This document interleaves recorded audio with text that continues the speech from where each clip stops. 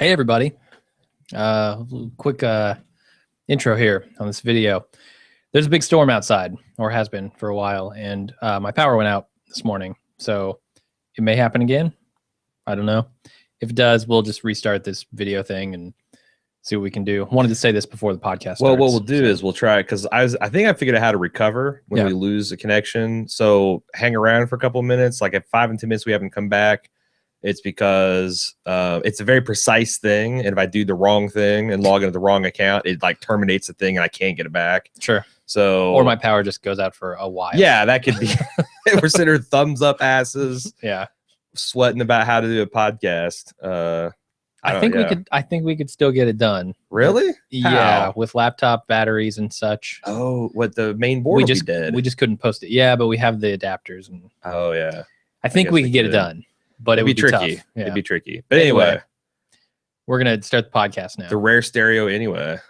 Yeah, well, and it's in stereo too. I mean, I could export this as stereo and people could just have their minds blown. Yeah, I know my mind is blown already. Yeah. All right, something blows here. Let's start this podcast. I'm not going to do the logo thing. No, we're just going to go right into it. Logos is a facade. Logos are for Joe Schmoes. Here we go. Welcome to the Better Call Saul podcast. Logos are for unwashed assholes. Whose podcast am I on here? Better Call Saul podcast. Better Castle. Let's try this again. Welcome to Better Cast Saul, the officially unofficial podcast for Better Call Saul on AMC. I'm Jim. And I'm Aaron. And we are talking about season 1, episode 10, titled Marco. It's the season finale. Yeah, it is. At the end of this thing, I want to talk about what we thought about the season as a whole. And I've got the email organized thusly. Perfect. Because I don't think we're going to do a wrap-up cast on this. I don't think so either.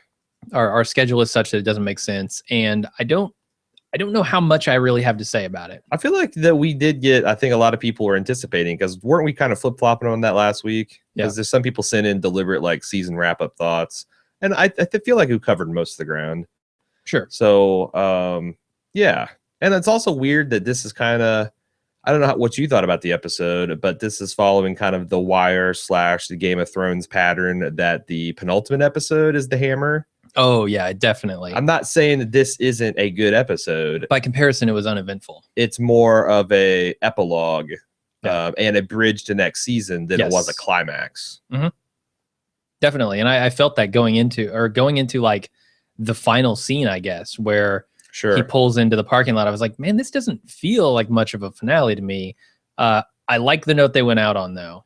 I was surprised. I feel like that they might have painted themselves into a bit of a corner there. And I'm wondering if they're going to, if they think about walking that back next season, because it's hard to see how Jimmy pivots his stance here. I mean, it's I can't remember who said it, but it's like he drove into Mike's troll booth, Jimmy, and he left Saul. Yeah, definitely. And if that's true, then it is going to be interesting how he works with, Kim and his brother and the upgraded to washed asshole status Hamlin.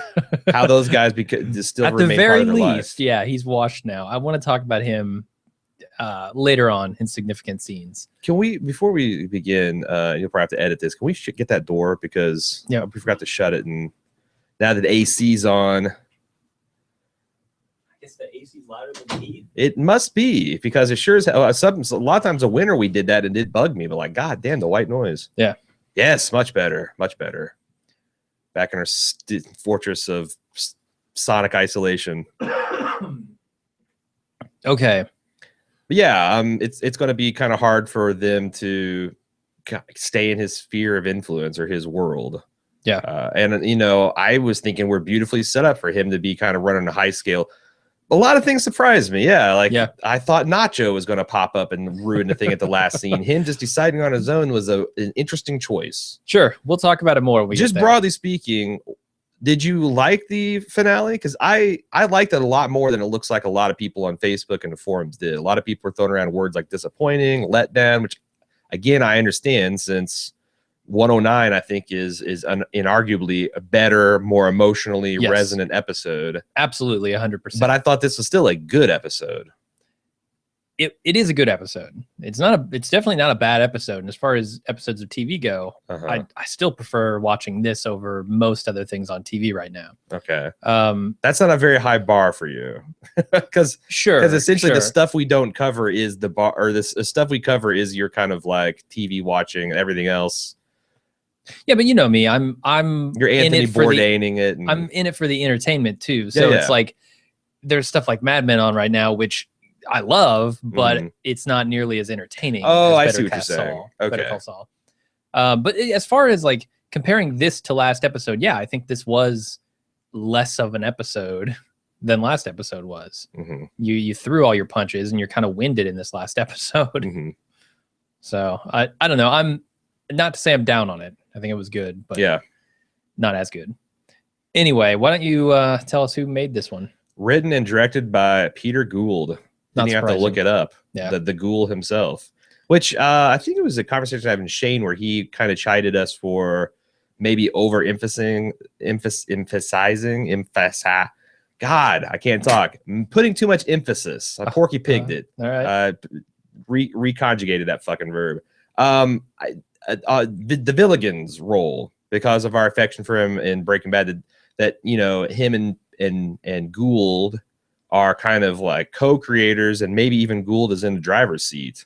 You know, he got Breaking Bad or this? No. Okay. On Better Call Saul. Yeah. And that I think it's telling that like a lot of the showrunner interviews going around the internet are of the Gould himself. So I mean, I've talked about in the past how Vince Gilligan had said that he was going to step aside after season 1. Yeah, but I think completely leave it to him. I think by branding it the Villa Gang, it kind of somehow shorts. I don't know. It's like, well, he is the ringleader for Breaking Bad, and I get that that's changing a little bit here, sure, as it transitions away from him. But I don't know. In my mind, certainly Peter Gould is a big part of this. Yeah.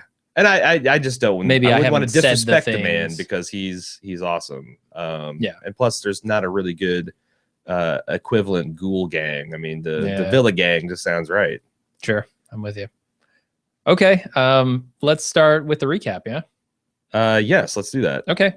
Marco is sitting in a bar, and we know him from the first episode. He's Butthole Man.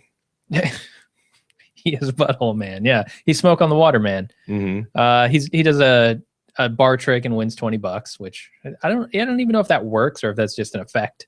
I suspect I would it like works. to try it. It seemed like it was a similar principle to the jerking a. Well, I got to watch where I go here. The tablecloth. Jerking a tablecloth out from underneath a set table. Yeah. Like if it's all about how you snap it to overcome that surface friction.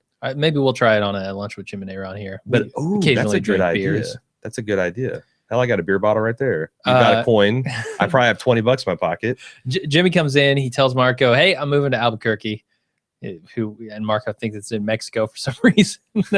And he's going to go work in the mailroom at Chuck's law firm.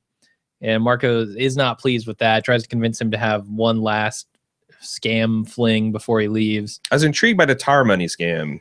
Tar money. Yeah, there's a whole lot of scams and a scamtage that I thought about looking up and getting into detail, and I thought, that might not be that interesting.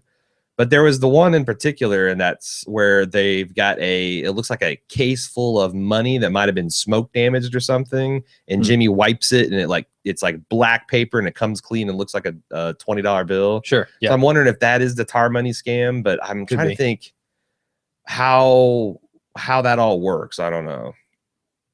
Well, I think what I got from that little montage is that the chemical is something that they don't have much of. Like they just have this tiny bit of it. Yeah. So he wipes off the bills. The other bills are obviously not $100 bills. They're ones or fakes or whatever. Right. The pieces of paper, doesn't matter. Yeah. And then they sell this whole box of money to the guy for, $1,000 or whatever, and say, go get the chemical to clean it all off. It's the thing about scams of that type is it always feels like, I guess the Kennedy one's a pretty good example. It takes advantage of, you have to be kind of stupid and very greedy. You do. You have to be an opportunist. Certainly. For a scam to work on you, which, a lot of people written in like, saying that Marco's a scumbag, this or that. They're both kind of scumbags. Sure, I mean, they're scamming. They're lying to people, scamming them out of money. I get it, but I think there's a difference between taking advantage of someone at a bar who's kind of maybe a douchebag and an opportunist himself, and you're kind of out hustling them, versus like people that cold call elderly people and try to sign them up for services and dazzle them and confuse them, or taking advantage of young people. I mean, there's scams and then there's scams. I don't know. Maybe I'm incorrect to see some moral flexibility here, but yeah, they're not nice guys. All that conversation just to say tar money scam, WTF. I don't. Okay. Another WTF in the scene. How does he not get the Miles Davis reference? He does seem unusually. Like, what are you talking about? Miles Davis gives up the trumpet. I don't get it. Do you think that his brother is responsible for his being kind of well watched and well read? Like he lived with Chuck out there, and Chuck is an old time movie buff. Although Marco, it wasn't even that. It's just like everybody knows who Miles Davis is, right? I get, yeah, you think so. Everybody knows who he is. The thing is, I guess Jimmy was really distracted too. I mean, he did not want to come in there and say goodbye to his friend, and he was forced to, and he clearly felt, the peer pressure of wanting to stay there and pull off one last time. And you can hear Chuck honking in the back. Yeah. He's definitely being rushed out that door. Yeah, so maybe that, because I thought that's too, is like, for a guy to drop so many pop culture references to not get Miles Davis. Yeah. Anyway, we get the intro here, which is Saul's coffee cup falling to the ground in his office and breaking. And that is Saul Goodman's coffee cup, not Jimmy's. Yeah, and one thing I snagged, we kind of talked about this last week, and I saw it confirmed in an interview with the Gould and Gilligan, is that they had more or less just had a random collection of just intro stuff, but they selected the last two to fit the theme. Jimmy being pissed on, and World's Greatest Lawyer getting shattered, the thematically appropriate, which I honestly wouldn't mind seeing them extend that to the next season. Because that adds, I mean, for a podcaster. Almost felt like they should have inflated the Statue of Liberty on this one or something. Like, this is the creation of Saul Goodman, as far as I can tell. That's the other thing. In some of these interviews, I feel like Gould has backed off a little bit about, like, I don't think he's Saul just yet. Yeah. Which means, I think, because that's certainly the takeaway I got. I think that there will be a little bit of crab fishing, crab walking away from the conclusion here. Maybe so. Anyway, Jimmy's waiting in the lobby of HHM in present day. All that other stuff happened in 92. I guess. The stuff. Yeah. Was it that far back? It's 2002's present. Yeah. 92. I think it was 10 years. Yeah, you're right. Because he says it's been 10 years or whatever when he comes back in 2002. Yeah. Sure. So it's been a whole decade. Anyway, Jimmy in present day is sitting in the lobby of HHM when Kim sees him, and she comes down there and speaking of radioactive George O'Keeffe hellscapes, what do you think of that glowing wall they're sitting in front of? Glowing wall. You didn't notice it? No. Oh yeah, it's like where they're having that conversation. There's like a panel that covers the stairwell, and it's like an opaque glass that they've lit with an orange light, and it just is like they're sitting in front of a fusion reaction. Maybe it's just my television, but it's extremely distracting on the two watches I gave it. Yeah, my TV's probably so dark I didn't even notice it. It's like you're wearing sunglasses on this stuff. Yeah. The other thing I did notice in this episode, now that you bring up color, is there's a lot of red around Jimmy and around Marco. Starting this shit up again, are you? You have to when the pedigree of the show demands it, I think. I don't know what it means. I'm sure there will be people out there speculating. All I know is when they have a wardrobe analysis of this season, there's going to be a 4 or 5 episode of just complete white for the Matlock era. Sure. And then there's the horrible paisley or whatever shirt he's got on. Then he's got the black. I thought his funeral outfit was tight. Just, yes, that's how very he elegant. Should be dressing as a lawyer. Yeah, or a man in black. Anyway, Kim comes down to sit next to him, and he tells her that he's there to take the deal because he found out about Chuck not wanting him there. And then she kind of asks him, he asks her why she didn't say anything, and she's like, I didn't want you hating your brother, that sort of thing. So, I mean, as much as a stink as you put up about it last episode, that is in fact the reason. And we guessed that. No, I mean, like I said, I didn't knew that. I didn't want to pillory her. I just thought it's not the choice I would make, but I respect that is a choice that people do make. Yeah, Jimmy doesn't seem too bothered by it, I guess. It might not be a surprise to people that, since a sizable portion of my family disowned me over religious reasons, that I don't put a lot of stock in blood thicker than water or preserving family ties. Yeah. When there's been massive betrayal involved, I'm like, no, fuck all that. Yeah. Fuck Chuck in particular. So sure, we have a little bit of interesting perspective. Little torque, little bit of heat on my take there. Yeah. Then Jimmy goes up to Hamlin's office. He gives him the case. Yeah. He says, okay, this is yours. And he also gives him a long list of Chuck's daily needs. Yes. Which Hamlin is surprised by. Yep. And Jimmy gets some money, $20,000 that he was promised. Yep. Which is a nice little windfall for him. Not bad. It exceeds the illegitimate bribe he got, right? Because that was only 50, or was that 20? I thought it was 40. Was it 40? Was the bribe? Yeah. Holy shit! It's a big bribe.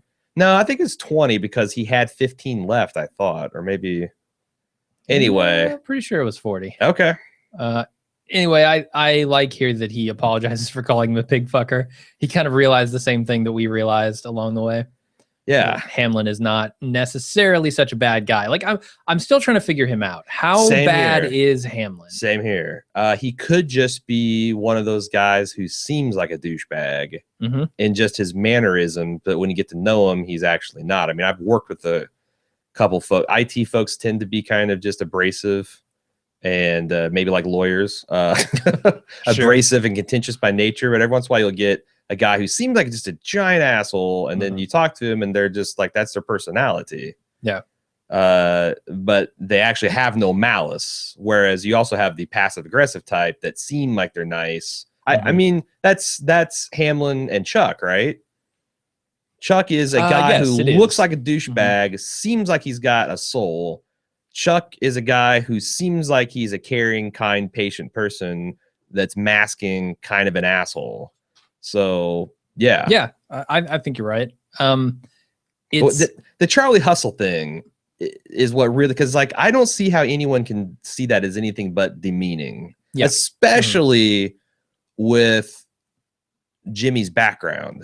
Sure, that presumably Hamlin knows. Like if he wasn't a con man at one time, then Charlie Hustle, might be talking about your grit and all that. But it's like it's Pete Rose's nickname, the disgraced baseball player who can never get in the Hall of Fame because he bet on baseball games. And I just, it's hard to walk that one back for me.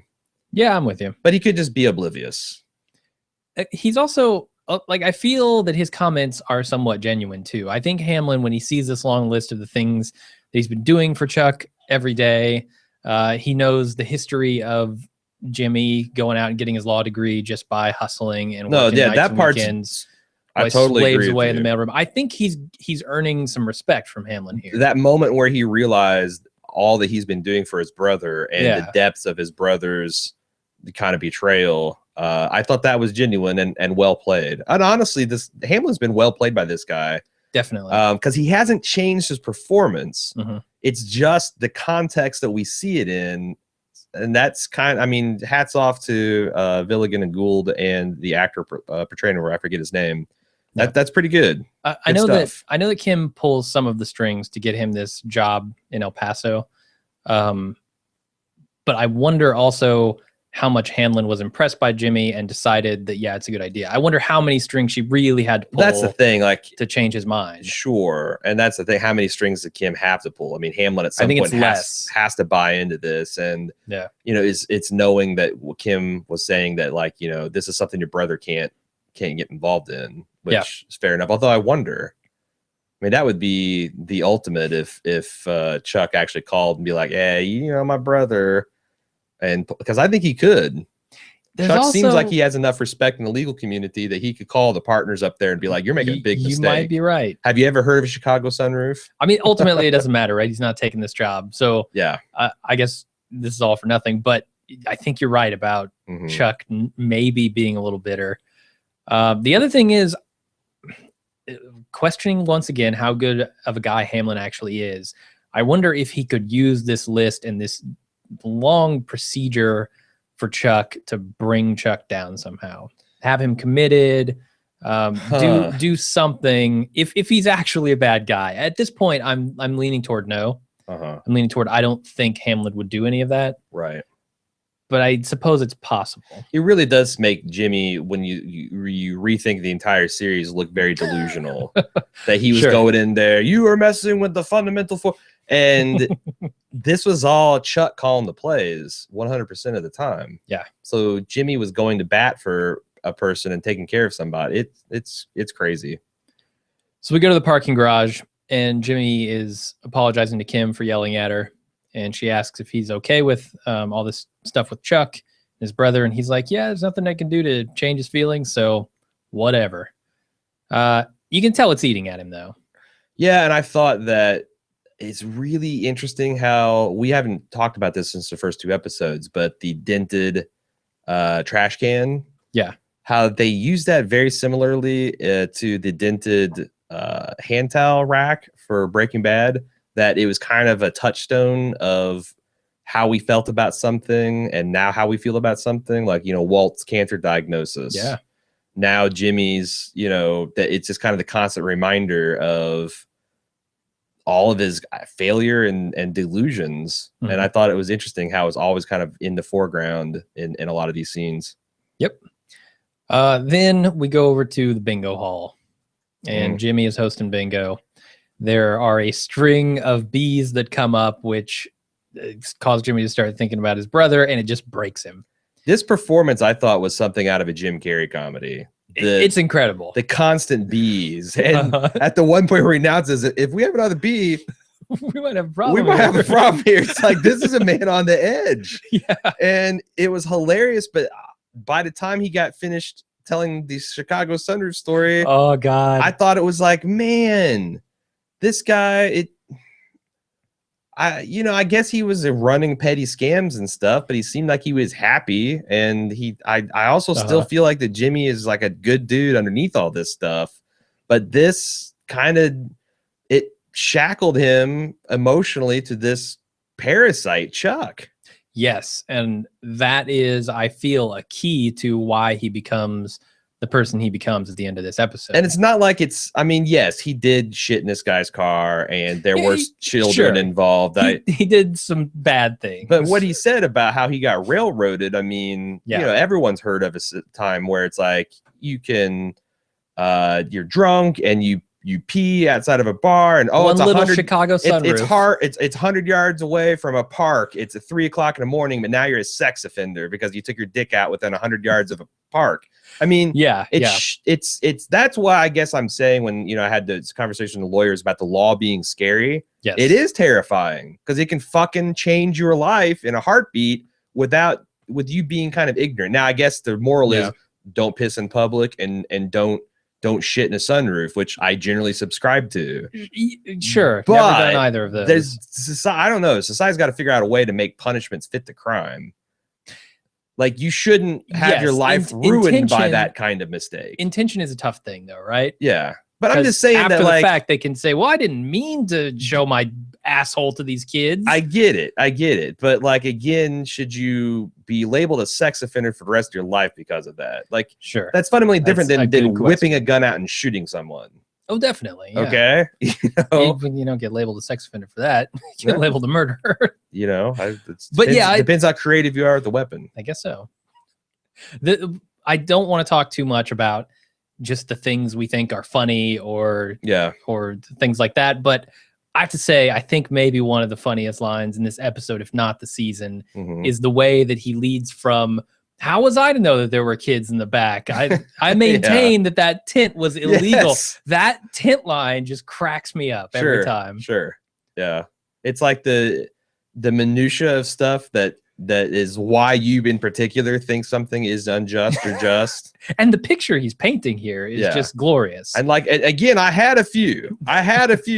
He's got all these excuses and just keeps on building and building and building. And the way he describes it as just, just a simple Chicago sunroof. Right. As if that's an everyday occurrence in Chicago. And also the details of Chet and what a douchebag, as if that is, the bottom line is it just that someone's going to get their life ruined if you shit in a car? It's like, I'd probably say no, but You know, all the other stuff was just details. I doubt it too. I'd like to get Chet's side of the story. You know, that's I guess that's what I keep thinking is like, how much of this is Jimmy completely exaggerating? But again, Jimmy feels like he's a good dude. Like he would never do anything more than what he thought would be a harmless prank. I mean, it'd probably do several $1,000s of damage to a white upholstery, but the other thing that has me thinking about is in Breaking Bad, where the BMW pulls up to the gas station. It's, you know, the guy who's been talking on his phone in the bank, and Walt goes and blows up his car. Right. What if he had just given him a Chicago sunroof there? There you go. There you go. And the other thing that made this work as a comedy is the audience. Oh, yes. Yeah, those old people. These old folks in their bingo and just sitting there, and they're mortified. Yeah, yeah. Plus, just his whole performance as a man on the edge and the little things he does when the bees kept coming. Just so good. So good. The one thing I really think they missed that would have capped the scene off very nicely is when he tosses that bingo ball to the guy and he drops the mic and he walks out in frustration. The guy should have yelled bingo at the very end of the scene. Like let a beat and then like, yeah, bingo. Yeah, that would have been the missed opportunity. That's a missed opportunity. Caps the whole scene off, but okay. And then the whole still no winners. I thought that was kind of an interesting meta, like the thing, you know, life just keeps giving Jimmy B's. And he at each turn is like, have I arrived yet? Have I won? Have I got something out of this? Nope. Sure didn't. Nothing but melanoma the size of a pineapple. And it gives us a little more insight into exactly, you know, how he got in the precarious situation he's in with Chuck. You know, Chuck came in and bailed him out. We didn't know how he became a sex offender. Or how he was being charged with those things. That's it. Basically, there was a guy who was connected in the mob and leaned on some law enforcement agents to push this case farther. I didn't know it was mob. I took it more as a Chicago political machine, which could broadly be speaking maybe mob too. The Cicero thing, like Cicero connected to me says mob due to like the Capone stuff and all that. But but you might be right. I think that's all the word, but now it's like I think Chicago politics are just crooked because they're crooked. There's no potential mob behind it. But then again, I could be naive there. All right. Jimmy goes back to Chicago, Cicero. It's hard to tell. I'm pretty sure it's Cicero. Everyone says it's Cicero. I think it's always been talked about. The Cicero. Ferris Bueller stuff confuses me because he spends a day in Chicago. Sure.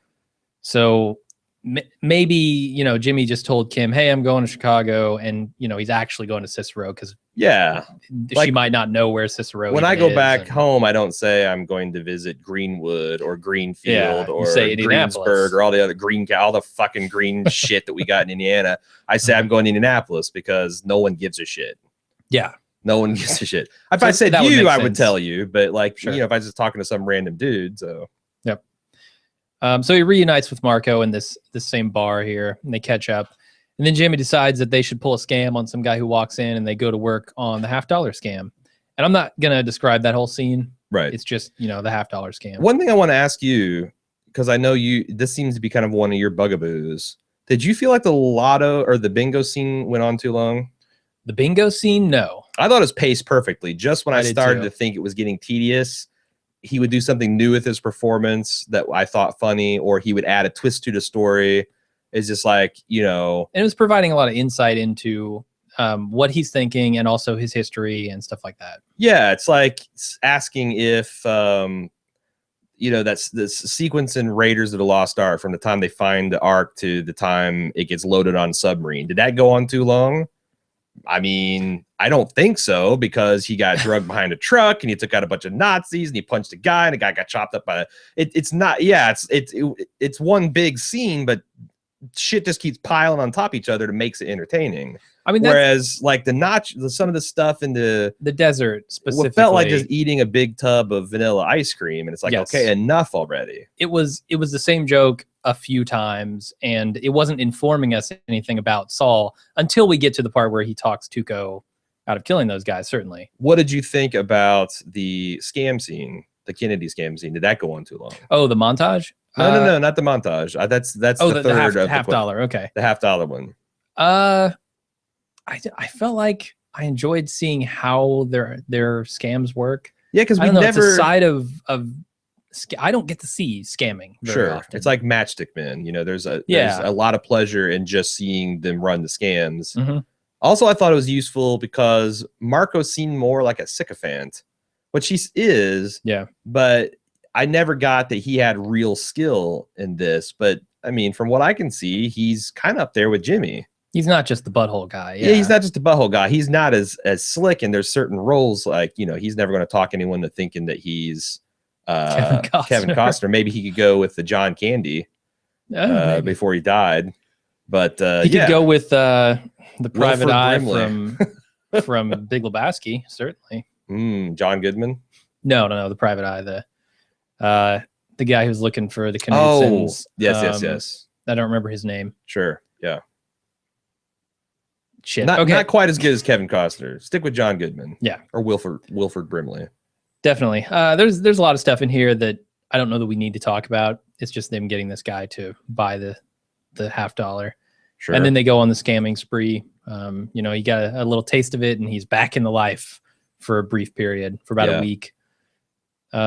Anything you want to talk about in the scamming spree? No, there's a bunch of them that like I said, I started to research some, and you know, everyone knows about the Nigerian prince scheme, right? Sure, but in '92, you got to think maybe that might have worked. Well, someone on, I think, Facebook or the forums were suggesting maybe he invented the Nigerian scheme, because I think that was a scheme, and then it got new life through email, because it's essentially a way to just farm marks all day long without even trying. Yeah. But I thought that was interesting. I don't. And you know, the Stradivarius scheme seemed like it's pretty much a just different type of the Rolex / Kennedy's dollar scheme. But there's a lot of things like the dirty money. I wasn't sure how that all worked. The, hey buddy, can you help me get my wife's car out of a bad neighborhood? I mean, the blind man asking you if you've. I mean, that's like, I think, just a joke. Like, could you tell me today's winning numbers, sir? Yeah. And see, I like. That's an interesting scam, because if you fall for it, you are by definition an asshole. Which scam? A blind person coming up to you with a lottery ticket and a copy of today's paper and asking, "What can you tell me what today's winning numbers are?" You're essentially scamming a person that you think is blind and helpless.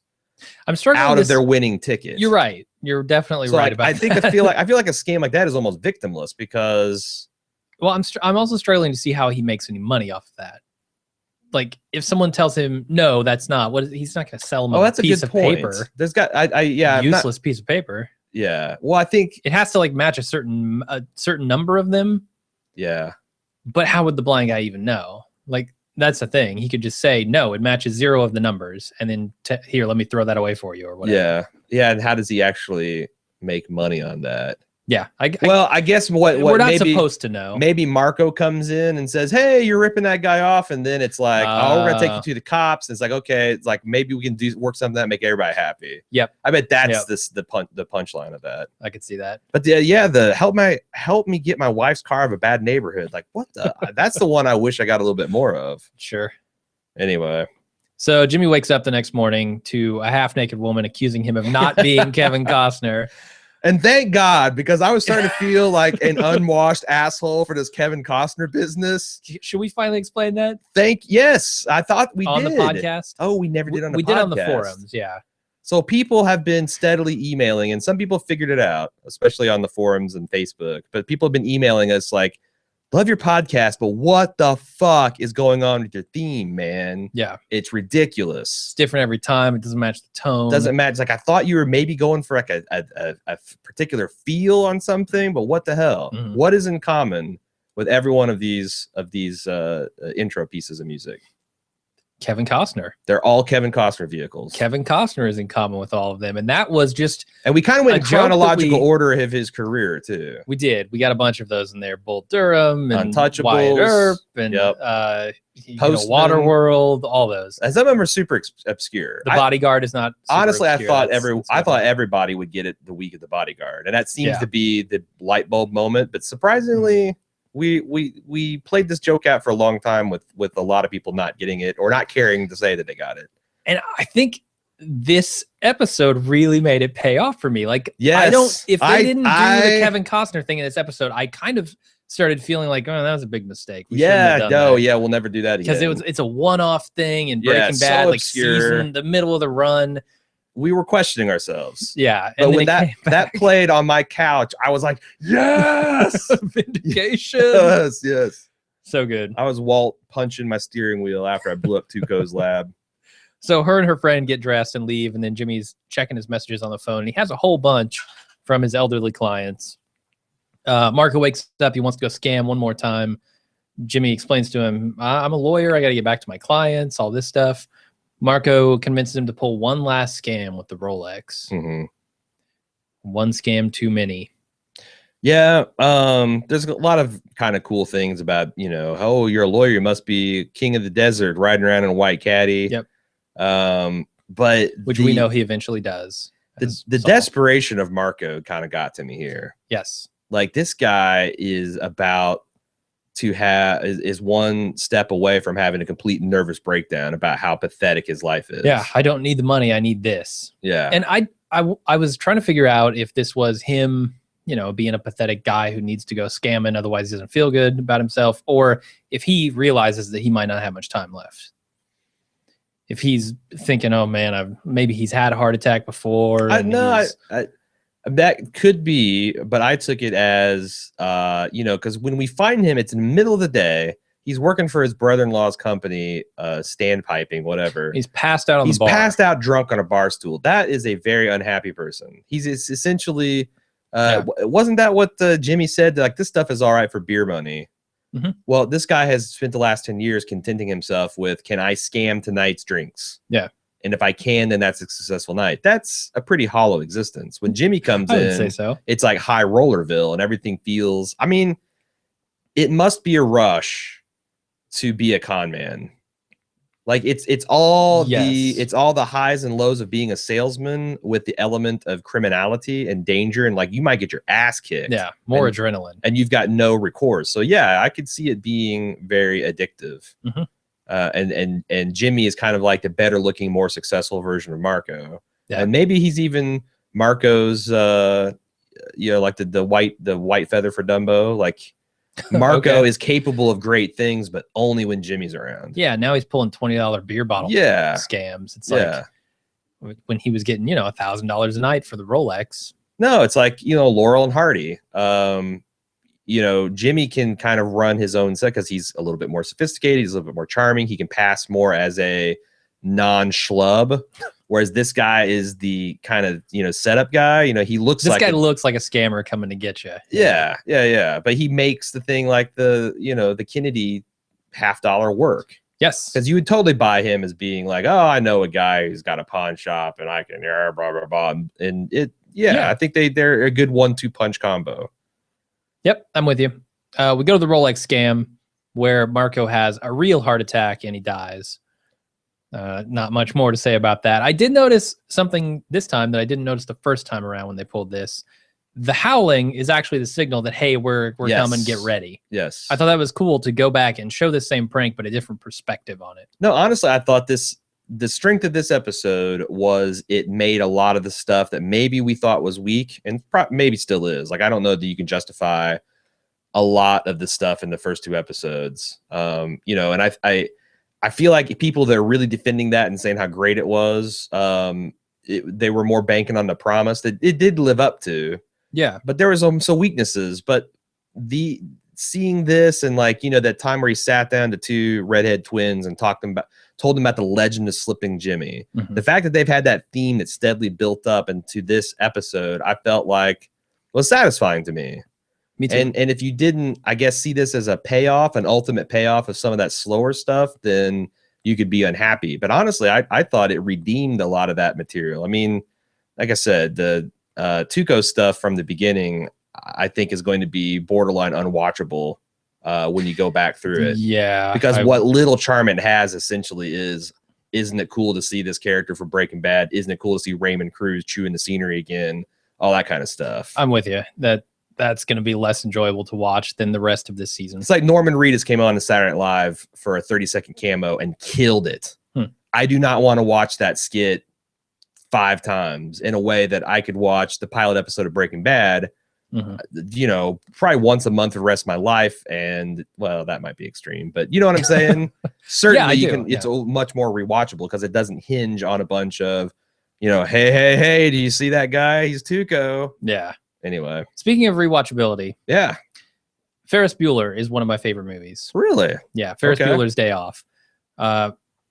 There's a line in here where Marco has the heart attack.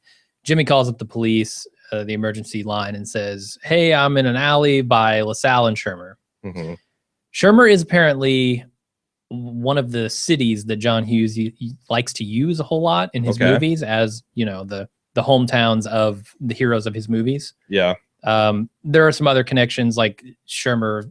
The Shermer High School is the high school in Breakfast Club, and the high school that in the town he grew up in is actually on Shermer Street. So a lot of Shermer references, and when he calls that out in the scene, that is a direct reference to John Hughes, as is the Ferris Bueller stuff, where Kim calls him in the next scene.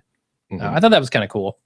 I think, you know, I was just looking on a map. I assumed that Cicero was a suburb of Chicago. It's pretty far away. Is it? Because I'm seeing that it looks like Cicero is like a literally neighborhood of Chicago. Well, Chicago's fucking huge. Sure. Chicago is spread way out. I don't know. It's hard to say what is and isn't in Chicago. Right. No. For me anyway. Yeah, Cicero is I guess it's, you know, it's like a 20-minute car ride, but it seems like it's inside what I would consider the loop of Chicago. Not downtown Chicago, but it's even more connected to Chicago than I thought. All right. Jimmy goes to Marco's funeral and he gets a call. I mean, there's not a whole lot to talk about before this call. Just one of his buddies, I guess. I don't know. A guy he must have known tangentially through Marco, standing out there, and he bums a cigarette off of him. And then Kim calls up and says, hey, this Sandpiper case is too big for HHM. We're taking it. We're going to share it with the firm in Santa Fe, and they've got a job to offer you in their partner track, which I guess would eventually lead to a partnership. Sure. And, you know, he thanks her for that opportunity. And do you think she was... So... You know, a lot of this is meta, but we had a lawyer write in saying that how unimaginably vast the scale of HH&M is, especially for a market like Albuquerque. Do you think that it was literally too big for HH&M, or is this a way to make an offer to Jimmy without? Well, I mean, I don't think Hamlin likes Jimmy enough to split a case with another law firm just to get a job. You're probably right about that. So I think that meta of how huge it is, we kind of have to take that with a, you know, that was more for the ovation of Chuck and less for look how immense and world conquering HH&M is. I think you're right. All right. Yeah. Then Chuck criticizes. We got a. You didn't mention the pinky ring, right? No, I did not. So he's that this ring. Is not, I mean, it's a nice little moment because it's something we definitely see Saul continues on in the Breaking Bad era. And it's kind of cool to see the origin story. Did you see Sepinwall's review where he makes an analogy to like Gollum and the One Ring? That this is literally, you know, we've seen a battle for, you know, Sepinwall got really poetic in this week's episode. He said that this is a story of a bad man that is trying to be good and the universe just refuses to accept it. Like, nope, not buying any of this shit. You must be a bad guy. But he also said that this ring could represent that it's the warring sides of Jimmy. You know, Chuck and the law is sacred, and Kim and Hamlin on one side, and then Marco and Nacho and kind of Mike on the other. And kind of himself too. Yeah, I mean, you know, who is he as a blank slate? And putting on that ring symbolizes him giving himself over to the power of the butthole. I think you're right. No, that's Sepinwall. It's Sepinwall, right? All right, I think he's right to a large degree. That ring certainly factors in. We see him, you know, thumbing it later on. And that's a defining moment for him. I want to see if they keep this up as like a motif, like whenever he's wrestling with his conscience, if he like, you know, fiddles with his ring or something. House card style. Yeah, exactly. Okay. We go back to Chuck, who is criticizing the way that Ernesto is fulfilling his grocery list, and he's passive aggressively making some changes to it. Poor Ernie. Yeah, you know, how many days do you think he's been doing this? It seemed to me like maybe a week. I mean, probably as long as Jimmy's been gone. Yeah. So, and we know that's been exactly a week, right?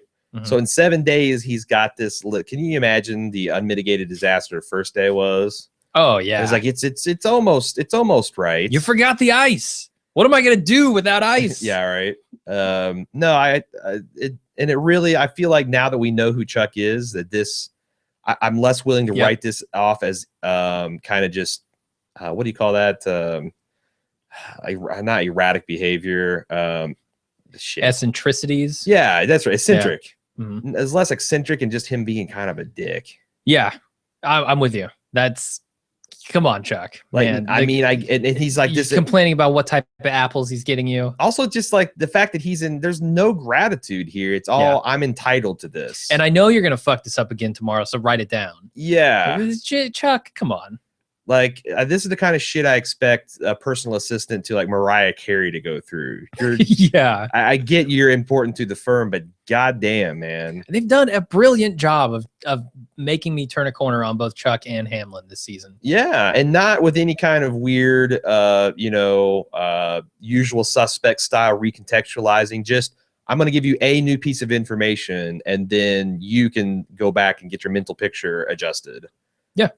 I think it's been masterful. Rewatching this season is going to be interesting because now I'm going to be. I can't wait to look at the Hamlin scenes, and I can't wait to see look at the Chuck scenes through different eyes. Mm-hmm.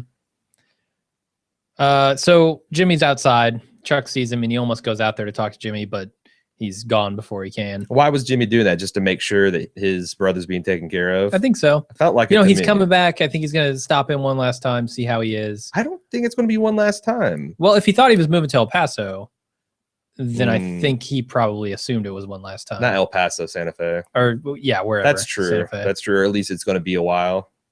Yeah. Okay. Yeah. That makes sense. That tracks. So Mike gets a call. He's out in the troll booth. He's got another job. And Jimmy drives into the lot. And he's a little surprised to see him there. Jimmy gets out of his car, starts to go inside the courthouse for the meeting with this other firm about the job. But then he turns around. He decides not to go. Instead, he drives up to Mike at the booth and asks him, why didn't we keep the money? Sure. What were we thinking? Yep. Mike says, I was paid to do a job. I'm going to do the job. Mm-hmm. That sort of thing. And then Jimmy vows never to let what stopped him before stop him again. And I want to ask you, what do you think stopped Jimmy before? It seems to me the desire to be the image of what his brother wanted him to be. Mm-hmm. That's what got him out of that life. Even his professional responsibility to his clients is what brought him, away from Cicero and back to New Mexico. That was the impetus. Yeah. It's hard to define because it's a very nebulous. It's kind of like my conscience, I guess. It's my conscience that was keeping me up. Mm-hmm. I think so. And there again, like I guess that's interesting because the Kettlemans are exactly the kind of mark Jimmy would love to get. It's a guilt-free crime. Yeah, I'm robbing someone who robbed society of this money. Mm-hmm. So, and he was still trying to be good guy Jimmy. And for what?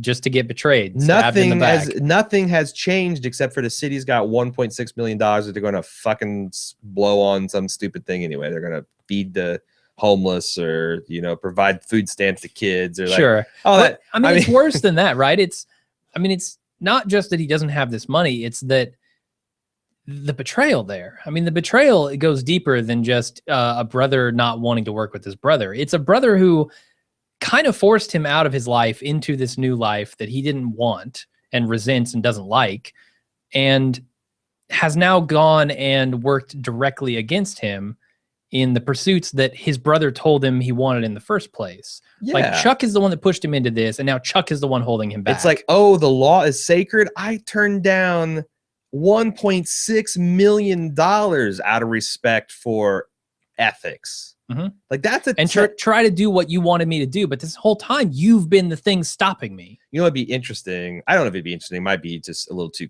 coy, but it'd be interesting to see if Chuck could withstand a test of character like that. As entitled as he is, yeah. Like if next year he gets the opportunity to pocket $1 million, with no one looking over his shoulder, and he takes that and then goes off to Belize. Yeah, it would be interesting, definitely, because I still do believe that Chuck respects the law, and that may be the only thing that he's really and super Jimmy does say about. he's a sick man, because that's the other thing. Before we start, hanging the unwashed asshole tag on Chuck, we don't know what the hell happened to him. That's true. Although it's hard to excuse the mailroom betrayal. Yeah. Like, that's the thing. Like, yeah, maybe his wife left there, maybe all this shit blew up, or maybe he just had a nervous breakdown, whatever. But it doesn't seem like he was suffering any on some of the stuff that he put Jimmy through. You're right. So, but having said that, there's a lot of room for them to kind of fill in the gaps of Chuck and see exactly. I can't imagine. So, I mean, maybe I could be proven wrong about this, but I can't imagine a scenario in which Chuck's sickness allows him to betray his brother in that way that makes it okay. No, I don't think there's a justification, but maybe like, well, I understand, because I honestly understand him going and laying down the law in Cicero. I kind of already understand why he doesn't want Jimmy to be a lawyer and to work with him. All right, because Jimmy's slipping Jimmy at his core, but eventually you've got to let that image of Jimmy go. Right. 10 years down the road, yeah, that's a much harder image to keep in your head, and Chuck seems to be able to do it just fine. And also, Chuck doesn't see Jimmy turning down $1.6 million. All Chuck sees is the billboard scheme. But he's got to see every day he's bringing him ice and food, and he's busting his ass in the mailroom and at nights to get a law degree. No, I get None it. of that changes his mind. Yeah. Chuck is too focused on who Jimmy was and not enough focused on who Jimmy can be and wants to be. Which has turned it into a self-fulfilling prophecy. Yeah, exactly. You got the chimp with a machine gun now. You do. So I thought it was interesting. Mike's still on the job. It let us know, Mike's still doing things for this vet. That was not his last job that we saw. So it sets up a lot of stuff for next season. Yeah, working a crossword puzzle. The other thing that kind of leads credence to the greater Gollum ring theory is that, to my knowledge, Jimmy didn't know that that's the song Marco was humming when he died. Smoke on the Water. Smoke on the Water, and then he pulls out of the parking lot with a ring on his finger, humming Smoke on the Water. Yeah. On the other hand, it's a badass song that people hum from time to time when they're feeling like a badass. So, so one other question about this scene, another big question. Yeah. I view Jimmy's motivations as probably threefold here as to why he decides to never let his brother or his goodwill get in the way of himself again. One of those is fuck Chuck. I certainly think that's in there. Banana Fana. Another one is probably to honor his dead friend Marco. I think there was a certain. There definitely was that. I don't think we talked about that enough. The death of Marco. Thumbing that ring. Yeah. At the end, to me, says probably the other one is life is too short. Sure. And he doesn't want to get burned over and over again by the people who trust him. So, or who he trusts. So he's going to not trust anyone. But I also felt like it was a little bit to honor Marco. Like, this is who I was. This is who I'm going to be. Marco is going to be with me through this journey. So I don't know. Those were the kind of three things that I thought. No, I totally subscribe to your theory. Okay. I also think that maybe Jimmy's just very impressionable by peer pressure, because there's also the element of, I feel like when Marco's going on and on about like, oh my God, you got a law degree. Well, I mean, you can really run scams and you can really make the big bank. And it's true. Like, this is a different idea. There's the idea of what kind of lawyer Chuck wants him to be, and there's the idea of what kind of lawyer you can be. Okay. You don't want. Do you want to be Matlock, or do you want to be Levy from The Wire? Right. With the briefcase and the shotgun. It's like this felt so definitive of a change. It's going to be and I'm never going to say never now that I've seen his first season, and I was naysaying and nervous and all this, and this has been a really great first season. We'll be talking about towards the end of the cast about how great and how it stacks against everything else. But that's one thing I'm very curious about. How are they going to keep the essential dichotomy of his good versus evil nature, that's kind of what drove the Breaking Bad train too. Oh, definitely. You know, with Walt. How are they going to keep that alive when he's made a definitive, the rest of this series can't just be Saul scamming. True. But they did a lot of that. I mean, they did a lot of that stuff with Walt, and it's kind of a cycle, and it was a further descent every single time. So I guess it's probably naive of us to think that, it's going to be white caddies and cheap suits and Lady Liberties next season. No, definitely not. There's a couple more downward spirals that you got to go through. One of those big spirals is gonna have to be with Kim. Yeah, it's gonna have to be. I mean, his new life is not going to sit well with her at all. Well, not only that, she stuck her nose out and went on a lit, and he just stuck her neck rather, and just totally blew it off. Yeah, and it surprised me because I thought was going to be interesting. And this is my pet theory that his original sin with this stuff with Tuco and Nacho, Nacho's going to be inside the door waiting for him. I don't know how or why he would be there, but he gets waylaid and he can't make the meeting and he can't tell Kim why. And that's going to be a huge stressor. Him just blowing off the meeting and be like, fuck it. It's even better. That is a fuck you. And I guess it's a choice he made, right? It's also stuff that he could probably talk to Kim and smooth it over. Like, look, I went to Cicero. I saw like an old buddy of mine from my youth and he died. And then this on top of Chuck, I just lost my mind. I mean, he can smooth that over, but when she sees what he's going to become, that's where it's going to get difficult. Yes. But I think their relationship is going to strain. To start, like, instead of a slow slip, he just blows her off and embarrasses her professionally. That's I don't know. She's does going feel back like, to the cornfield. It does feel like they painted themselves in the corner, and I know that that's something that Vince has said before he enjoys doing, putting them in situations that he has no idea how they're going to get at, and relying on ingenuity of the team. And presumably Gould feels the same way. I don't feel like this is a corner. I feel like this is a dead end for him and Kim. Like I think this is going to be the destruction of the relationship, not something that he has to overcome to make it all roses again. Like in a Skylar White type destruction of relationship, because the thing that it feels like they spent way too much time building up their relationship, and even when he got that hug and he's like, oh, that was nice. I mean, they spent way too much time building up this relationship to make it a dead end. Maybe it's not going to happen immediately. No, I see what you're saying. This doesn't go. They don't live happily ever after. Is my point. No, well, and this is definitely the beginning of that, when Saul makes the conscious decision to be a bad person. I think. Yeah. I mean.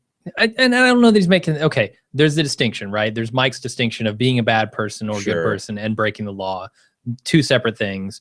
I don't think Saul is a bad person or Jimmy is a bad person necessarily. But he will be. But he has certainly made the decision to start breaking and bending the law. Yeah, and I mean, this is kind of the same conversation with Breaking Bad. When did Walt break bad? Sure. This is perhaps the turning down Gretchen and Elliot. Working at the legitimately taking care of the problems that got you into this thing. This might be the tip of that, or where a reasonable person can say, yes, this is where he broke bad. Yeah.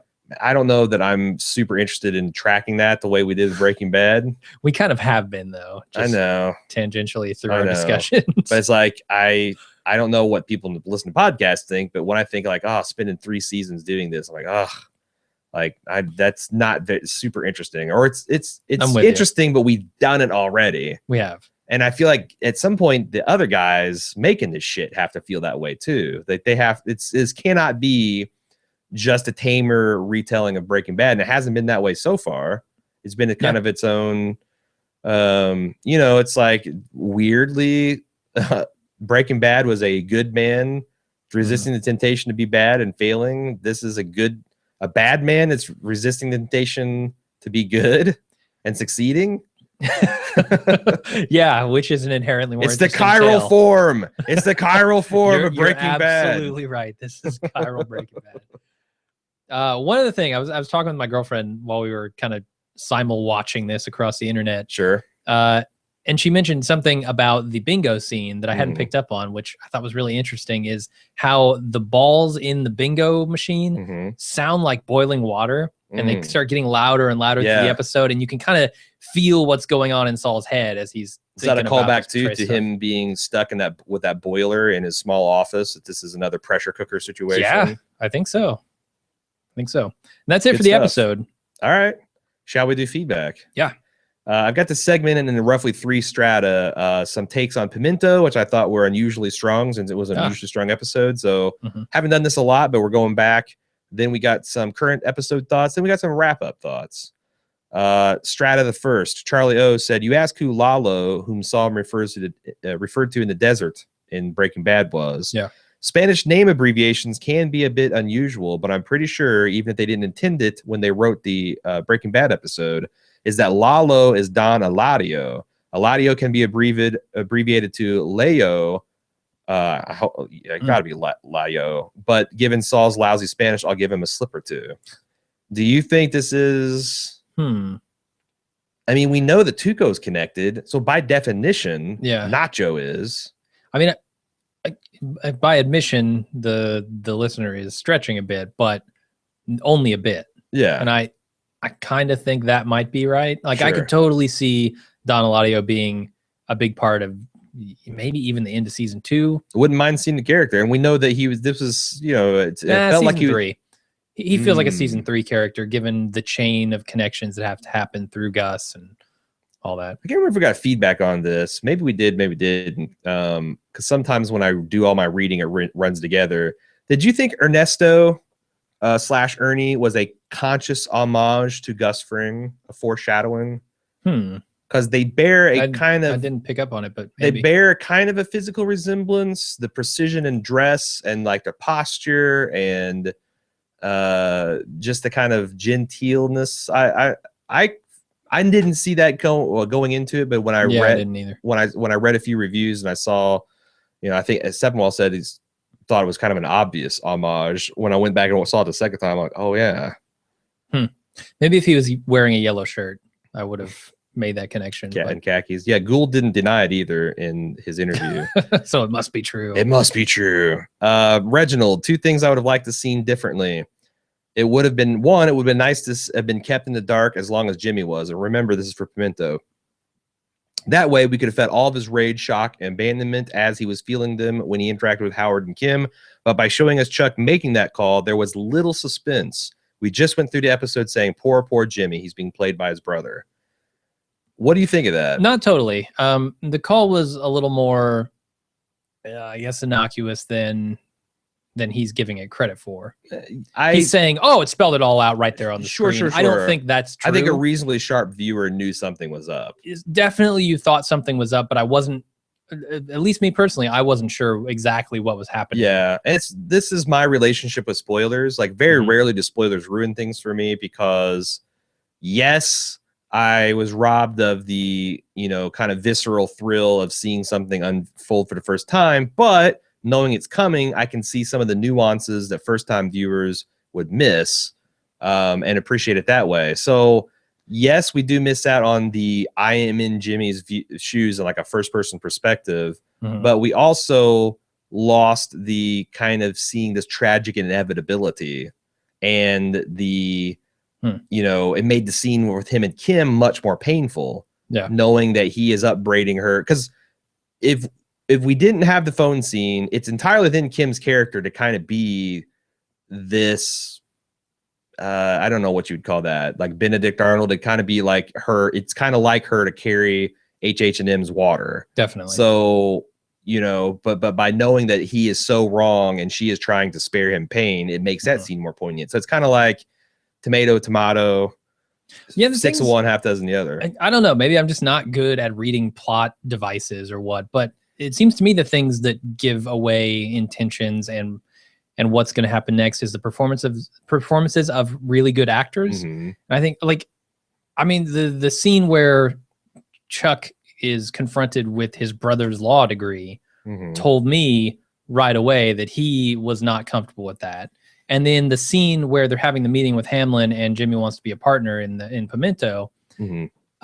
Chuck's performance there told me that he doesn't want him to be partner. Yeah. Like I could tell just by the looks that Hamlin was giving Chuck, the way Chuck was reacting, that was what was going on. It wasn't the phone Just call that the gave it phone away call. for me. It was the performances. Okay. And a lot of shows you don't get that from. Sure. I mean, there are some exceptional actors in here. 2, Howard makes such a good villain, they should have kept him as one. His patronizing air is just a finely crafted mask. His real personality was seen when he sneered at Kim about not needing her opinion. But then to stop her and reveal that it was all Chuck's idea makes him a sympathetic figure. Poor Howard, he did the dirty work for Chuck by telling Jimmy he wouldn't be hired when he first became a lawyer. Poor Howard, he has to play the part of the bad guy and take Jimmy's case away at the behest of Chuck. I can take Chuck being a manipulative, jealous jerk, but I would like to keep Howard as a bad guy too. I think there will be if Breaking Bad is any indication, I think there will be plenty of good villains in our future. I thought it was a brilliant stroke to turn Hamlin on a dime like that. Yeah, in our minds. Honestly, I like it when they can catch me with a little bit of audience judo. You know. Now I will say, going into it, I was definitely thinking, man, Hamlin's going to be a villain for a long time to come. Sure. He's going to fuck over this case, screw Jimmy on it, and steal it from him, and Jimmy's going to try to get revenge. I was thinking all those things. I was thinking how great they'd be. Yeah. But ultimately, I really like what they did with it. Mm-hmm. It certainly complicates things between Chuck and Jimmy, which I like complicated things. Yeah. Chris A said, I have a slightly different take on Charles. While I'm not excusing Chuck's actions, I wonder if the major turn back to his disdain for Jimmy came from the billboard incident. Chuck's initial burn came from his disdain for Jimmy's correspondence degree. However, I think that by the time we start Better Call Saul, Chuck actually appreciates Jimmy for what he is, a low-rent public defender. I think he truly appreciates all that Jimmy has done for him as a caretaker. I think he may have even been on his way to accepting Jimmy as a genuine lawyer. I want to pause here real quick with Chris and say that I actually think this is an interesting take, because you can see kind of every time Jimmy tells Chuck something, in retrospect, there's this kind of like weighing in Chuck's mind, like, do I think this is something that's good enough, or what's the reverse of good enough? If this is low rent enough, no, not bad enough, but like, is this appropriate for his station in life? Oh, like being a partner at my firm, no, you need to stay in your lane. But being a public defender, grinding cases out, yeah, we need guys like, we need legal janitors. That's something. Elder law, that's an underserved thing. That's yeah, Jimmy, you can do elder law.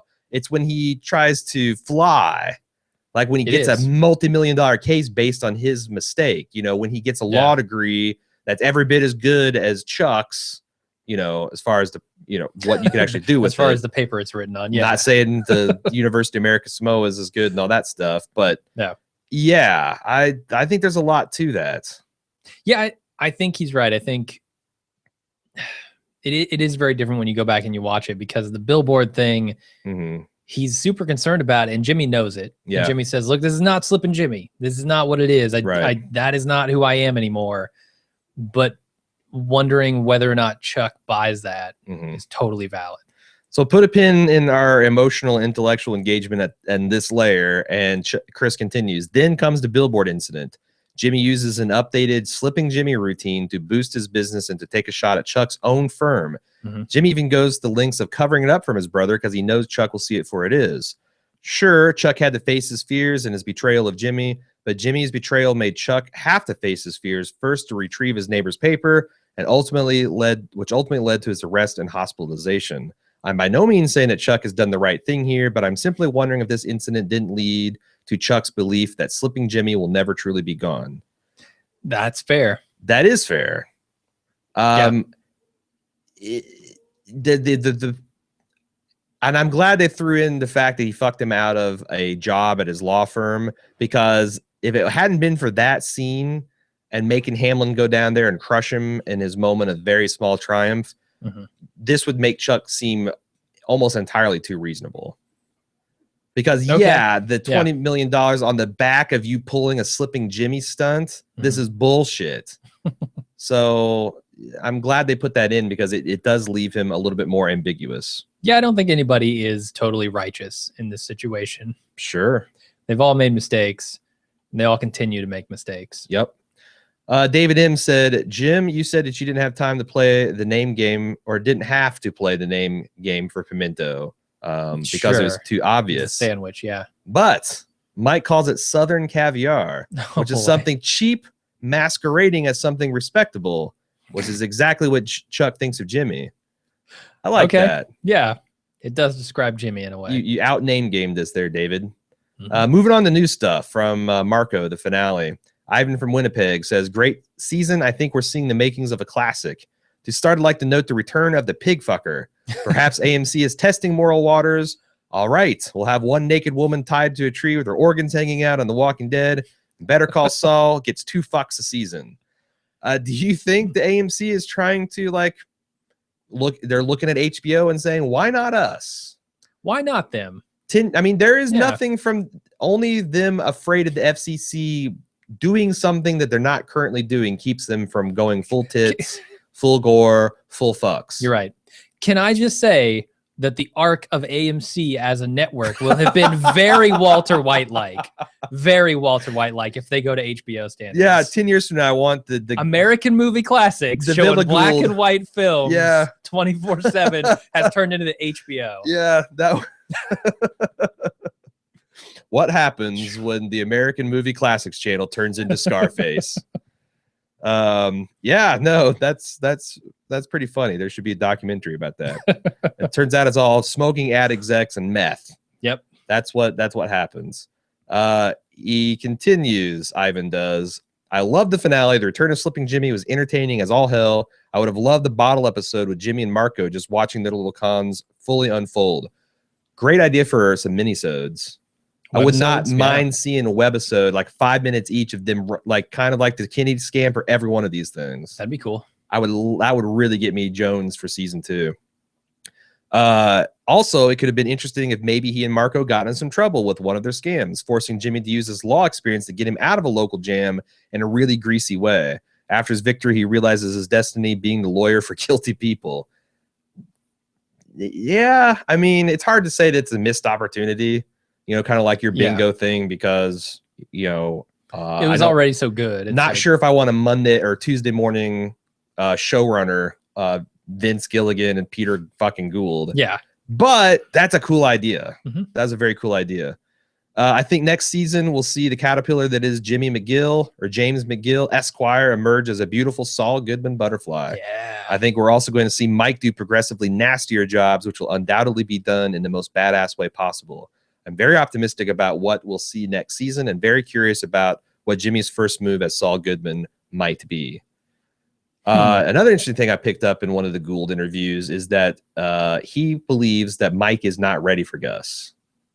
He said, just as his opinion is Jimmy's not ready to fully embrace Saul, Mike, sure, he murdered 2 cops, but that was vengeance for his broken boy. Sure, he's, backed up a low stakes drug deal armed with only a pimento sandwich, but he's a ways away from putting little kids in barrels, That sounds right to me. So Mike H, on second viewing, I recognized this is a theory that I wasn't going to read, but then I'm like, we should go and listen and check it out. And we'll let Jim do the commentary after I get done reading it. Mike H, on second viewing, I thought I recognized Bryan Cranston's voice for a brief moment as a man named Manny Hollinger, leaving the last message on Jimmy's phone as he went through his voicemail in the scene waking up in Marco's apartment. Go back and hear it for yourself. He says, yes, Mr. McGill, this is Manny Hollinger. And then there's some coughing and you don't really hear it. What's your take on this? Because we listened to this several times. My take is that it's not Bryan Cranston. It does sound quite a bit like him. But at the same time, I won't say I'm sure of that. We should loop this into the final track. I marked it. Okay. So we've looped this into the final track, and you can decide for yourself. I would, if I was a Mythbuster, I'd mark this as plausible.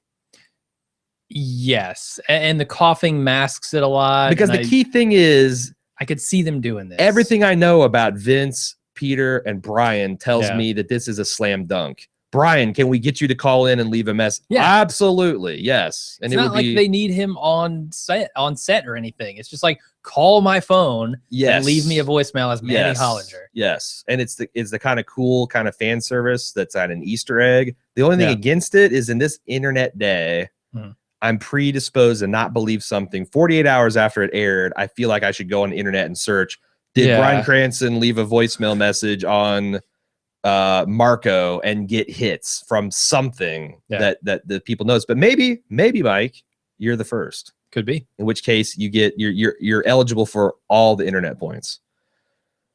Bill from New Jersey says, I really dug the finale. Might not have been the emotional high point of the series, which he would give to Pimento or 5-0. What gets it for you? Pimento or 5-0? Man, Pimento. I like Mike's episode was good, but I would Pimento, never believe me if you'd have just laid out the plot line for Pimento, because I didn't think Bob had it in him. But I kind of think so too. Yeah. As good as Mike's was, Pimento was just a hair better for me. Because he also got it helped that you got a pretty good helping of Mike in that episode too. You did. You definitely did. And 5-0 was funny scenes and stuff like that. I mean, 5-0 wasn't funny at all. Well, you had this coffee. Yeah, you're right. No, it wasn't really funny. Almost nothing funny in that episode. It was very drama heavy. It was very dark, very dreary. And like I said, I don't know. I do expect that to be a kind of controversial opinion. I feel like that it wouldn't surprise me if 50-50 of the fans, or even 75-25, like 5-0 better, because it is a grittier, more Breaking Bad episode of Better Call Saul.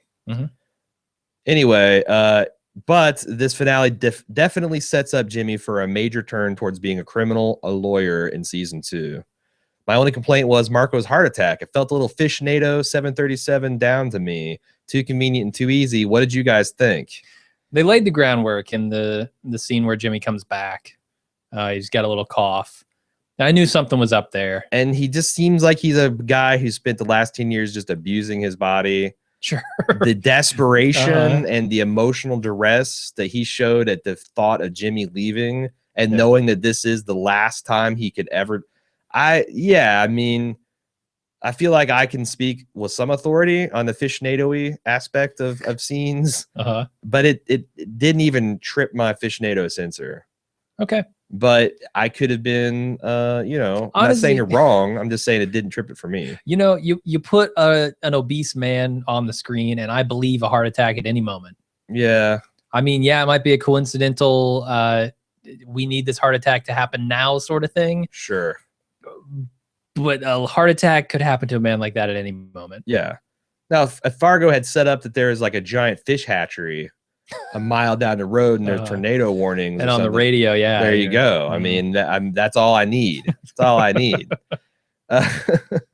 Jack K says, when Jimmy gets to Cicero, he tells Marco that while he is there, he wants to get a hot dog at Henry's. Well, here, sir, is a pic of the place just a few blocks from my office. He sends in a picture of the real Henry's where you can get presumably a hot dog. Nice. It's good to see that unlike Walking Dead, the writers know their locale. Even the basement was spot on. My only bitch is the old style beer at the place, because apparently in Cicero, all you can get is a Miller or Bud Light.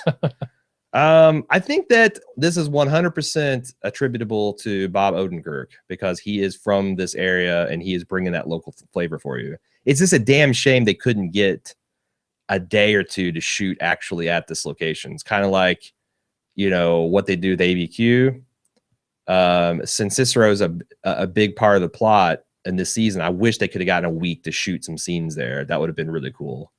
Man, I'm still not sure that they're not in Chicago. Him yelling about like LaSalle. Yeah. I mean, LaSalle is such a major street in Chicago. Sure, but I'm at this point, I don't know that there's a distinction now that I've seen the geography. Like, that's like saying Fountain. I don't know how far LaSalle goes. I'm not sure this happened in Fountain Square. I think it was Indianapolis. Like, okay. I'm just wondering if LaSalle goes to Cicero. I mean, LaSalle is definitely a major thoroughfare, but it's mostly associated with downtown. I don't want to spend too much time dwelling because I'm feeling more and more lazy, not just going to Google Maps and figure it out. There is no Sherman Street, though. I mean, okay, you might be able to go to Cicero and say, oh, there's no LaSalle Street. And if that's the case, then it must be Chicago. But whatever. Ultimately, it doesn't matter, right? Yeah, that's where the they only are. reason I haven't looked it up, because I just don't give a shit. Okay. Alex C found the death of Marco lacking. Let's face it, Marco was not a good dude. By his own admission, he was only ever happy when he's ripping someone off. I'm sure Jimmy loved him, but as an audience member, it was tough to care. In fact, I can honestly say every single death on Breaking Bad hit me harder than Marco. What do you think when he actually helpfully clicked on a YouTube, or give me a YouTube clip that has every single death in Breaking Bad? Yeah, here's the one flaw I see, and something that I think we have to point out, or we would be hypocrites a little bit. They only really develop Marco as a character during the episode where they kill him. That is something that we give Walking Dead a lot of shits for. Yeah, a lot of shit. I felt that watching this episode, that maybe it didn't have the effect, the punch that it needed to have, especially coming off of Pimento last week. Well, with a much bigger punch. I agree. My only question is, did you think that the Ghoul and the Villigan really wanted us to feel an emotional punch at Marco? Because to me, Marco's death was a pivot point to move Jimmy closer to Saul, and I didn't. It is. Yeah, I guess. I feel like they should have maybe flip-flopped those, though, because like I don't buy that if his brother wasn't enough to push him over the edge, the death of Marco would have been, because I haven't seen enough of their relationship, I guess. I mean, I know they were buddies and scamming together and stuff, but the connection to Chuck must have been far greater than his connection to Marco. And so for that to be kind of the thing that finally pushes him over the edge to be Saul doesn't feel right to me. It feels like you should have done those in reverse order. Well, it makes it... I feel like Jimmy's struggling with Chuck's betrayal. Going into going into Saul from that point would seem more like a negative reaction. It's more of something driven by the desire to, like, I'll show you. Yeah. Whereas doing it because as a result of the death of Marco makes it feel more like an affirmative decision to do that. Okay. I can buy that. Again, it's like a very slight distinction, and there's certainly elements of vengeance and I'll show you in that final scene. But yeah, that's the way it worked for me anyway. And I never felt anything for Marco other than, oh, poor guy, and well, Jimmy's affected. But I never suspected I was supposed to feel a punch in the gut, like presumably you're supposed to feel when a major character on The Walking Dead dies. Sure, yeah. Matthew C, an expat living in the UK, says, is it just me, or did you guys think Jimmy was going to walk into the meeting with Davis and Maine and meet the guy he and Marco conned back in the bar out of $110? It'd be a crazy coincidence, but I would thought it would be good, as if the universe was against Jimmy's hope to go straight. There again, don't want a Tuesday morning quarterback, but yeah, that would have been also a really cool idea.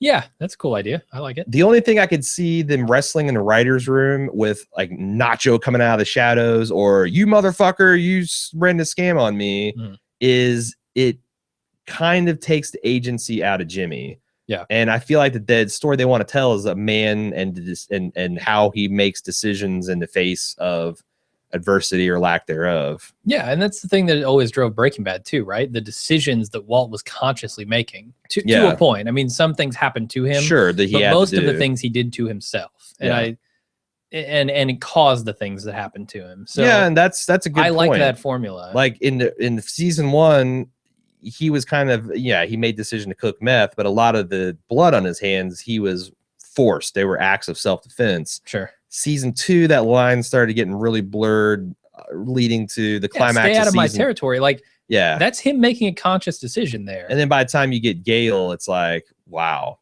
So moving on, Andrew B from Texas. While it's well documented that Smoke on the Water is about a fire at Frank Zappa concert, which displaced Deep Purple while recording an album in Switzerland. That it's well documented, but I had no idea about any of this stuff. Sure. But in true Villigan fashion, there are several lines that seem to reference Jimmy's current and future circumstances as we end the season finale, and he has gone over to the dark side. He then quotes Deep Purple thusly. Frank Zappa and the Mothers were at the best place around, but some stupid with a flare gun burned the place to the ground. He parenthetically translates, this is Jimmy skipping the meeting and effectively ending his pursuit of a clean-cut life and his brother's approval. He's burning that bridge. When it was all over, we had to find another place. We ended up at the Grand Hotel. It was empty, cold, and bare. Again, he translates his future building of the highly successful law office of criminal attorney Saul Goodman. But as we see in Breaking Bad, he is alone without Kim or Chuck in his life any longer. We made a place to sweat. No matter what we can get out of this, I know we'll never forget the eventual demise of his practice and subsequent going into hiding. And as seen in episode 1, despite what his life has become in Omaha, he still reminisces about and pines for his glory days as Saul Goodman. What do you think? Is it a little too color theory for you, or it's a a little too reachy for me. All right. I appreciate this coming from the Dead Man's Brew. Yes. Low blow. Yes. I appreciate your textual analysis, Andrew, and thank you for your email. Rachel B said, I couldn't believe, this is kind of like a random note, I couldn't believe that Mike's daughter-in-law is played by the crazy Irish lady who tried to feed Rick Grimes to her Walker husband in the woods near the prison. I don't even know if that's true. And I had you look up the Bryan Cranston thing. I don't know. You know what? Fuck it. We will pause and I will check that out because I was going to remove that or verify it and I forgot to verify it. That's interesting. How the hell will I find that? Oh, I know Look what her I'll do. up on Yeah, it's what's her name? Stacy Mantrout. Yes. No, I'm not sure. It has to be. No, I think she might have changed her name at some point. Again, No, not according to the Breaking Bad wiki. All right. Let's see here. Man, where is the IMDb on this? Carrie Here we go. Condon. Stacy Mantrout. She is definitely in Walking Dead as Clara. Is she? Clara, The Walking Dead. Let me look that up. 30 Days Without an Accident, Too Far Gone, Inmates. That's right there where it needs to She's be. in 3 episodes. Yes, she is. Oh my God. It is the crazy Irish lady. Okay. So do you want me to just start over at the email so we can, because I don't know exactly how we can come from, we've didn't do our jobs as podcasters too smoothly. No. We're going to cut the whole thing out. So yeah, just start at the email. Okay. Finally, a little fun note for the listeners. Rachel B said, I couldn't believe that Mike's daughter-in-law is played by the crazy Irish lady who tried to feed Rick Grimes to her Walker husband in the woods near the prison. We have verified, I find it hard to believe myself. We have verified it. It is played by the same actress. Yeah. Who I just shut the tab down and I don't know what her name is. Her name is Carrie Condon. There you go. And it's hard to tell with all the gunk on her in that episode, but yeah, I guess it is. Yeah, she looks as much as a zombie as she actually does eventually as a zombie. Yeah. But good work working your way up the AMC ladder from name zombie woman whose name I didn't remember to Stacy the Mantrout. It's a big step up. Sure. Finally, we got some wrap-up thoughts. Okay. You ready? This is for the season as a whole. Joe E says, this team is a collection of master storytellers. Little things like bringing back the smoke on the water hum, the dented trash can, the pinky ring, and they do it without any shocking death or twist endings. Better Call Saul will never be the best ever like Breaking Bad and isn't as high stakes, but this enables us to appreciate the writer's narrative craft even more. I couldn't agree more. I think these guys are great at what they do. Sure. And, you know, I think that's what it takes to make the type of television that Breaking Bad is, and to take what I felt was not a super good premise with Better Call Saul and make it into something that is not only watchable, but very, very good. No, the first season, if it did anything, and it did a lot of things, it showed that you cannot put the show into a box. Whatever your expectations are, you can't say it's just going to be one thing or just the other. Well, they can't do this storyline, because I feel like the talent that they have, they could do about anything. Seems like it. Do you two think that it's originally Chuck who tried to make Jimmy change his law firm name in the first place? We never saw Howard get upset about it until the billboard went up. It might be. I think it's 100%. Yeah. That had to come like, oh God, we really need this guy to change his name. I'm personally embarrassed. Yeah. If he doesn't want him associated with the law, he doesn't want him associated with his name either. Exactly. Was it really feasible to do all those scams in 1 week? Answer, Who cares? It was a fun scene. Do you? I have no problem with it. I forgot to ask you, what did you think? Did you think that went on too long? Because I loved it. I thought it was stylish, the scamtage, and visually interesting, and it felt like something the Coen brothers would do, honestly. Yeah. To me, I don't know if that's just I have the Big Lebowski in my head because this guy looks like that private detective. Did have a lot of little, kind of like the fantastical elements of Big Lebowski into it. Yeah, and the music they're using is, I don't know, Coen-esque. And I didn't, the first time I watched it, I thought, man, this is going on a while. I don't know if I like this. Second time through, it went much quicker, but I was taking notes, so maybe that was part of it. My overall impression after having seen it 3 times actually is it didn't go on too long. Okay.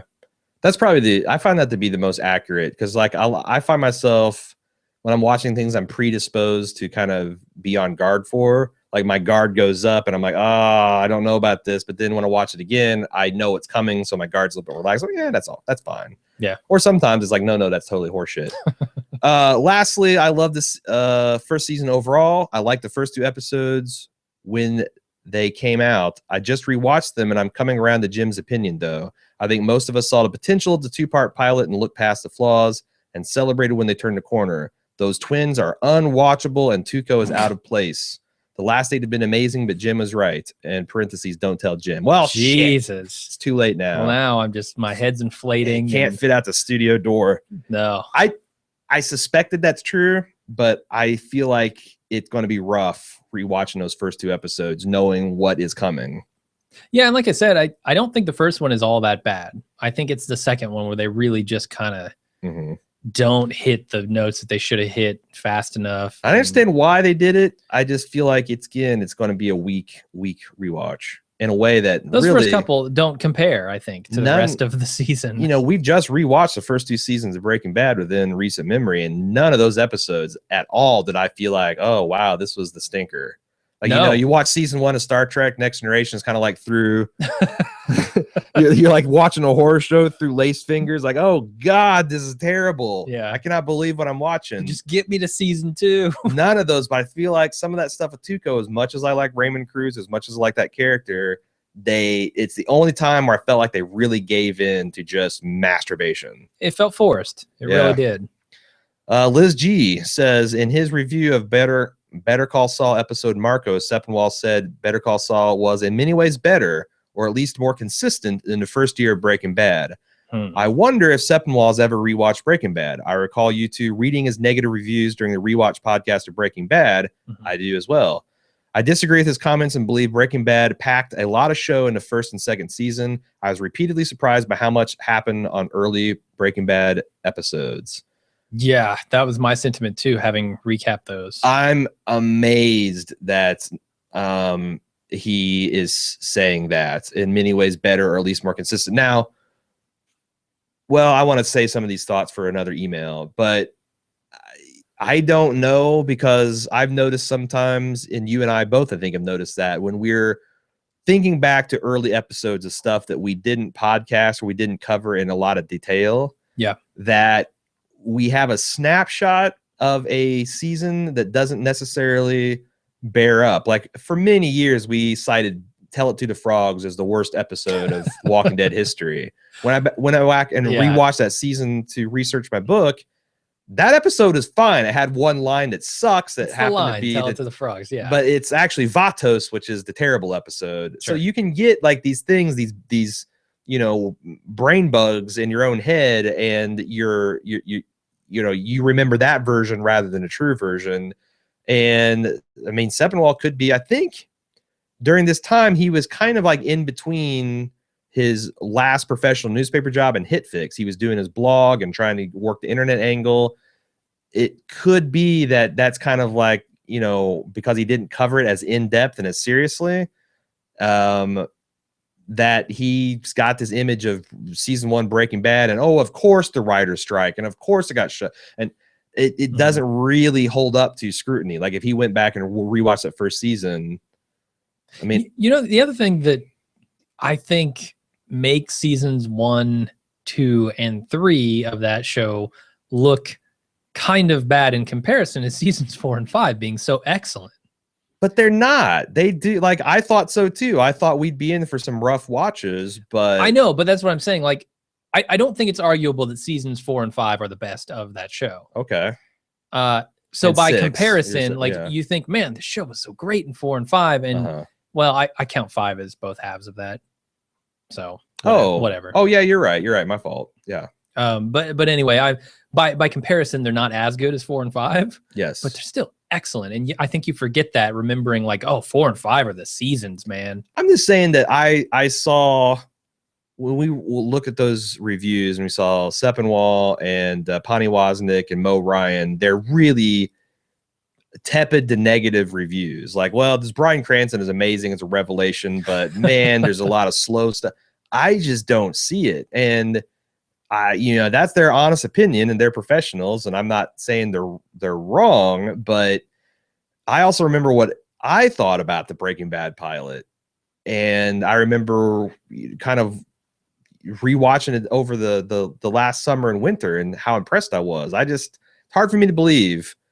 I just don't know what it's like to be a professional critic and plow through 30, premieres and pilots. That can't be fun. Yeah. And like, was it the time of the day? Was it just like, were they just coming off of watching Soprano and then they got this and it's like, oh, this is weird. It's AMC. No, but it's hard to explain. And it's kind of, I'm just wondering if when Sepinwall's saying it's more consistent, if he's just got this mental image of this truncated season that not everything worked and then really all cylinders fired in season 2.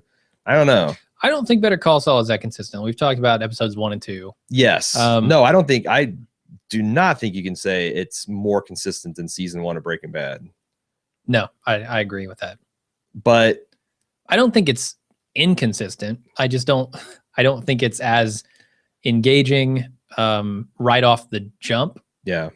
And the misfire, there are no misfires in season 1.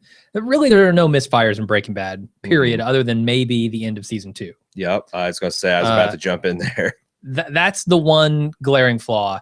To me, the glaring flaw in Better Call Saul so far is episodes 1 and 2. So, and even I will go so far as to say, if you took out if episode 2 didn't exist or was about 20 minutes shorter, yeah, I think you can make a real argument that it is more consistent. Well, it's hard to say consistency, but it's as good of a launch point of this particular story and this particular season as Breaking Bad. Now, yeah, does it have the ceiling of Breaking Bad? That's an interesting question. It's an entirely different question. Because as good as you might say that Frasier was, I don't think anyone argues that it's better than Cheers. I certainly would never argue that. You're probably too young for both of them. I've never seen either of those. Like, legitimately sat down and watched them. Right. I've seen one-offs of several of them. Right. I think Eric, the personal arrogance host, Eric is an exception to that. I think he likes. If you live in Frasier, Seattle, sure. Because he lives in Seattle, and that was closer to his generation. Yeah, like I love Parks and Rec, not only because it's excellent, but because it's set in Indiana, and visceral thrill of seeing small town Indiana life. Sure. Parodied and kind of, in an affectionate way. So, yeah, talked a lot about that.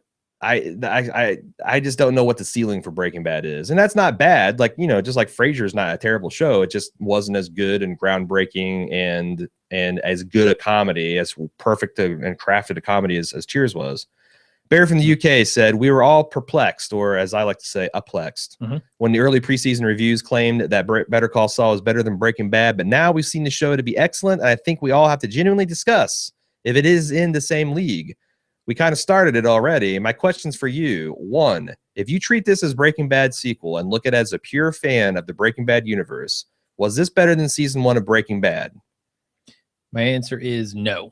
Breaking Bad season 2 or season 3? No. Well, I think there were more fundamentally interesting things in season 1 of Breaking Bad. Like, a man who has cancer, not long to live, has a family to provide for, and decides to turn to a life of crime for that is a fundamentally more interesting hook to me, personally. Yeah, knowing where, yeah. I think season 2 is a more interesting comparison because I do think there is a huge flaw in season 2, and it's a structural it's a structural fundamental problem. It's not like a pacing issue, but I can make an argument, but I couldn't really say that with a straight face. Season 2 Breaking Bad is pretty phenomenal, all the way up to the payoff of the black and white pink teddy bear scenes. Let me say this for Better Call Saul. I think that Better Call Saul, in a good way, takes a little more time to unfold its story and its premise. With Breaking Bad is the whole plot is thrust down your throat immediately. Man with cancer, man with family turns to life of crime. And then a lot of miles are covered in the first goddamn episode. They are. And then the subsequent episodes in that season become what are the antics that he gets up to as he gets deeper into this life of crime. Whereas I think in Better Call Saul, it builds a little more slowly. It lets the frog boil in the water a little bit longer, until you get to episode 9, and then you discover what this show is really about.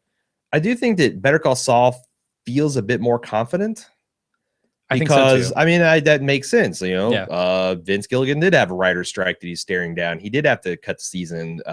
He didn't know whether there would be a ratings phenomenon or any kind of success. And pretty much all through the first 3 seasons of Breaking Bad, whereas Better Call Saul, I think, he didn't know what it was going to, but I suspect that he and Gould thought, like, if we do a good job on this, we're going to find an audience. Yes, it would be hard not to. Given Breaking Bad success. I'm sure they were nervous, but I didn't get much in the way of nerves from them at preseason. Or maybe it's because they're both rich and successful, and there's nothing at this point. Doesn't really matter. The stakes are lower. It's like every time he thinks like, oh, what if I fuck this up? He goes and looks at M. Night Shyamalan's career and like, nah, I'll get at least 6 or 7 other foul balls and strikeouts before I'm out of work in Hollywood. So that is all to say, I think season one of both of these shows is different, although I enjoy Breaking Bad slightly more.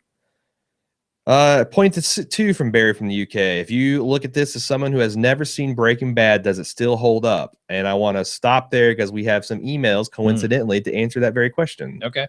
And 3, how compelling a character and actor is Jimmy/Bob Odenkirk compared to Walter White? And and he says, I don't know the answers, but my feeling is they're in the same ballpark, and these early reviews now hold a lot of weight. I think it's interesting that those earlier reviews were based on some of the weaker material, and I think there was a little bit of overheating on that stuff. But Jimmy, better than Walter White. Bob Odenkirk, better than Bryan Cranston. How about they're both incredible at what they do, which is very different. And how about the fact that you can say they're in the same ballpark is nothing I would have suspected before the season. Yeah. Like I knew Bob could do Saul really, really well. I did not suspect some of the stuff he pulls off in Pimento. Honestly, I don't know. Like I didn't know Jonathan Banks could pull off what we saw in 5-0. Yeah, that's true. He didn't have what looked like a ton of range in Breaking Bad. But I still give the nod to Bryan Cranston. We've seen a lot more from him, right? He's been given the material that's like exactly Better Call Saul can't even sniff yet. Yeah, and I mean, if I were to put Bryan Cranston, in my imagination into the scenes that Bob Odenkirk got in this first season, I don't think he's as funny, but I think he's better on the drama end. Slightly. Hard to say because Bryan Cranston can be funny. He can be in a different way. It is in a different way. It's not the sleazy kind of way. It's more the silly, more irreverent sort of way. Yeah, because even when he played that like Pawn Stars parody for like the Oscars or the Emmys, it was a very much tongue-in-cheek parody of that. Oh yeah. So, but Bob Odenkirk brings a lot of the same drama qualities, but his comedy is just spot on because that is what he does. Sure. Yeah. And he's great at it. And I think that's another thing I got from the interviews is that the last two episodes were way different than they envisioned it, because when they saw what Bob could do, they're like, "Oh hell, we need to turn up the heat." So I will say that it's a huge compliment to say that we can have this conversation with a straight face. Yeah, because there's another universe where I could be like, "This is a great show, but just calm the fuck down." Calm the fuck down. Just have it be a comedy, and let's move on. Let's not. But the fact that this experiment went wrong a long time ago. But the fact that we're having this conversation is kind of impressive, honestly. Definitely. So Jesse Y goes into answering the second question here. I've been watching Better Call Saul with my husband, who has only seen season 1 of Breaking Bad and thus has no introduction to Saul or Mike. He loves the show, and the Villa Gang has done such a great job of fleshing out the characters without relying on knowledge of their futures that he rarely has questions for me. He doesn't yell out Tuco when he first appears, but we're both excited to see Nacho from another great show y'all should watch, Orphan Black. We both got a kick out of the Saul Goodman early on, and his favorite character is Mike, as is mine. Mike's badassery came as more of a surprise to him, though, of course, I tried to explain a little during the first few Toll Booth episodes. But I think it made it more fun not knowing just how awesome he would become. I think Better Call Saul is more approachable for people who don't like the tone, if that's even the right word, of Breaking Bad. We binge watched the first season together on Netflix, and I think right before season 3 started, but we were just so depressed after every episode that we decided to not go to season 2 immediately, and that turned into never. Better Call Saul definitely had more humor, and for some people, it's just more fun to watch if you don't want your heart in your throat the whole time. Parenthetically, she says, we have Americans for that. A show that I tapped out on. So different strokes for different folks. I get it. I mean, that description makes sense. Jesse says, I think I cut out a part where she says that she at the start of season 5 did manage to go through Stan's her husband and finish Breaking Bad. She goes, I don't think it's at the level of Breaking Bad yet, but I don't think that's a prerequisite for enjoying the show. Here. You're right. Here. Clayton from Battle Creek, Michigan. I've never watched a single episode of Breaking Bad, but I've been with Better Call Saul for the whole series. I've always wanted to get into Breaking Bad, but I just can't seem to find the time. I love everything about the series, and all it does is make me want to watch Breaking Bad even more. Well, that's a great mission objective for this show. It's making me wonder what Breaking Bad looks like as a second show to Better Call Saul. Like we kind of discussed, does Better Call Saul work without having seen Breaking Bad, but does Breaking Bad work after having seen Better Call Saul? It's kind of like the eternal debate about whether, if you wanted to acknowledge the prequel trilogy at all, if you're like, in the shoes I'm in, you got an impressionable young adult or young person. Do you show them the original trilogy first? Do you show them prequel trilogy, then a original trilogy? Do you never show them the prequels? Do you do the controversial 1, 4, 5, 2, 3, 6? So it's basically an extended flashback. Do you pretend they don't exist? Like, I don't think that's an option because this thing doesn't suck. But yeah, I like those kind of debates. I don't think we'll know until the run of Better Call Saul is over, but it's an interesting question. I like having those I like debating that kind of stuff. Yeah. And I think it's fun. He continues, I love everything about this series. And oh wait, I already said that. There's so many good things. I've heard so many good things about Breaking Bad, and I figured I should get in on the ground floor of this series. It's kind of nice to see the backstories of these characters without knowing what they become. I didn't think that Mike disassembling the gun in the Pimento episode was unrealistic at all for someone who used to be a police officer and maybe even had more military in his background. Yes, he has a dexterity of steel, so to speak, but if you're familiar with a gun, it's not overly inconceivable that would work. I didn't have a problem with him field stripping the gun, Batman style. How fast he swipes it. And just the fact that he would, this old guy could go up to these guys and completely intimidate them. I question whether that would be believable without, as a non, because it's not like Mike kicks in a door and like, oh my God, what a badass he is. Yeah. But I mean, here's a guy who has never seen the series and he didn't have a problem with it. It's hard to argue with that. Yeah. That's the last email. And this is why I feel like we don't need a wrap up. It felt like a really good series wrap up. I think so. I've talked about basically everything that I would care to talk about going forward. I think they've set it up super nicely for season 2. I think there's a lot of tension there. Yes. That there's a lot of promise if you look at Jimmy turning into Saul as a promise. A lot still to come. A lot of stuff with Mike that I think we're going to get to eventually. That seems both fun and interesting. And please do continue to send in your thoughts and predictions for next season to Better Cast Saul while they're fresh in your mind, because bettercastsaul@baldmove.com, because what I like to do when I'm doing a preview cast, which I'm morally certain we will do for Better Call Saul, is I go back, I put a filter on and go back all the way and like get interesting nuggets from the previous, so we can, because it's always hard coming out with the preview when you haven't seen the thing for 8 months, and having that people's fresh thoughts on it is really makes for an interesting preview. So no new podcast until next season, but don't feel shy about sitting that stuff and talking about it in the forums, because we'll still be probably debating some of these things. I imagine this will be kind of a lively topic in the forums about, you know, where it ranks against. I think so. Yeah. Breaking Bad. I'm sure I probably haven't said the last I want to say about it, and I'm certain our audience hasn't. So yeah, the forums are a great place to go talk about that. I mean, at forums.baldmove.com. And if you are depressed that Better Call Saul is over and you're looking for something to occupy your time, we've got a lot of great content. We've come up with, I think, I think this is the most content we pushed out in a given time frame, like any 2 months. I think it's a world record. It has been certainly our busiest season. We had the last of The Walking Dead season 5. We had Justified season 6 that's wrapping up. We just got done Better Call Saul. We got House of Cards in there.